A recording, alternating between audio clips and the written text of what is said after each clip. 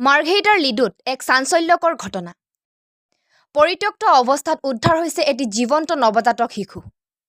পুনৰ মানৱ সমাজক লজ্জানত কৰা এটা ঘটনা সংঘটিত হৈছে মাৰ্ঘেৰিটাত। মাৰ্ঘেৰিটাৰ লিডুৰ ২ নং কলপাৰা গাঁৱত সংঘটিত হৈছে এই ঘটনা। ঘটনাক কেন্দ্ৰ কৰি এক চাঞ্চল্যকৰ সৃষ্টি হৈছে সমগ্ৰ মাৰ্ঘেৰিটাত।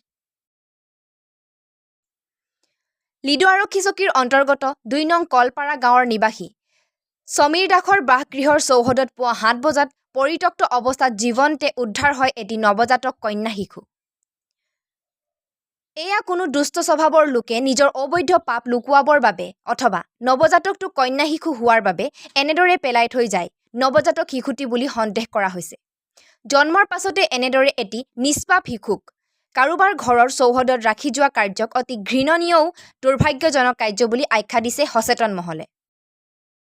লগতে এই নৱজাতকটিক এনেধৰণৰ সমীৰ দাসৰ ঘৰৰ চৌহদত কোনে কিয় এনেধৰণে এৰি থৈ গৈছে ইতিমধ্যে সেয়াও এক অবুঝ হাতৰ হৈ পৰিছে।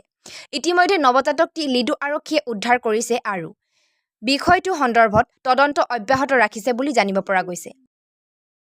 মাৰ্ঘেৰিটাৰ পৰা সুজিত হাতীবৰুৱাৰ প্ৰতিবেদন।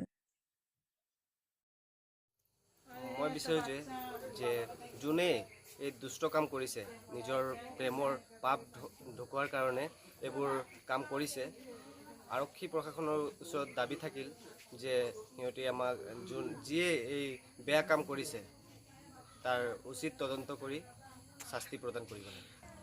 হয়, যেতিয়া মই আহিছোঁ মানে চবৰ মাত শুনি আহিছোঁ, কেঁচুৱাটোৰ চিঞৰি আছে, কান্দি আছে, তেতিয়া ঘৰৰ মানুহকেইটা প্ৰথমত প্ৰত্যক্ষ কৰিলে। তাৰপিছত মই ইয়াৰ স্থানীয় ৱাৰ্ড মেম্বাৰ হয় ২ নম্বৰ ৱাৰ্ডৰ, মই আহি দেখিলোঁ যে কেঁচুৱাটো জীৱিত অৱস্থাত আছে আৰু মানে লেতেৰা জেগাত পৰি আছে। আমি উঠাই মেলি আনিলোঁ, আনি চাইছোঁ যে কেঁচুৱাজনী মানে একেবাৰে মানে জন্ম লাভ কৰিছে মাত্ৰই হ'ব পাৰে।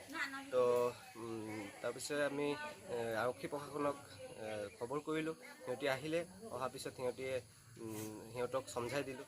সিহঁতে কৈছে যে মানে আমাৰ স্থানীয় ১-২জনে কৈছে যে এডপ্ট কৰিব বুলি বাচ্চাটোক। তো প্ৰশাসনে কৈছে যে আমাৰ কিবা ফৰ্মেলিটি আছে, আমি ফৰ্মেলিটি শেষ কৰাৰ পিছত আমি মানে জনাই দিব বুলি। তো আৰক্ষী প্ৰশাসনক এইটোৱেই ক'ম যে মানে যোনে এই দুষ্ট কাম কৰিছে তাক মানে প্ৰশাসনৰ তদন্ত কৰিব লাগে আৰু শাস্তি প্ৰদান কৰিব লাগে। যাতে কাক দিম তো কোনোৱে মই কাক মই দোষাৰোপ দিম? এইটো মোৰ ঘৰত পাই কোনো দুষ্কাৰ্যকে পেলাইছে, এইটো তাৰ মোৰ শাস্তি লাগে বুলি মই এইটোৱে ক'ম। ৮টাৰ সময় দেখিছিলে, মইতো দেখা বিলাই মোৰ নবৌয়ে দেখিছে। তাৰপিছত কি হ'ল? তাৰপিছত প্ৰশাসন আহি ল'ৰাটো আমি প্ৰশাসনক ফোন কৰিছোঁ, আহিছে, ছোৱালীটোক লৈ গ'ল। ছোৱালী জিন্দা আছিলে, জীৱিত অৱস্থাত। কি ভাবে এতিয়া?